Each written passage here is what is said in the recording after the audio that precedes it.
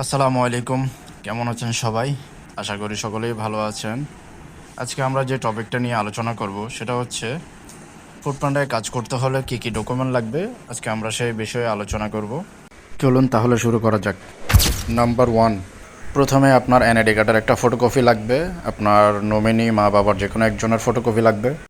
NID card যদিও না থাকে জন্ম নিবন্ধন নিয়ে গেলে হবে।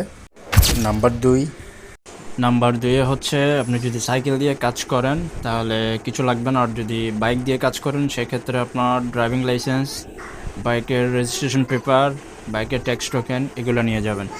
আর যাদের লাইসেন্স থাকবে না তারা লার্নার কার্ড নিয়ে গেলে হবে। নাম্বার 3 নাম্বার হচ্ছে আপনার বিদ্যুৎ বিলের একটা ফটোকপি নিয়ে যাবেন। এই ডকুমেন্টগুলো নিয়ে আপনারা যেই জেলায় বসবাস করেন সেই জেলার ফুড পান্ডা অফিসে গেলেই আপনাদেরকে আইডি খুলে দেওয়া হবে। ভিডিওটি ভালো লাগলে লাইক, কমেন্ট, শেয়ার করবেন।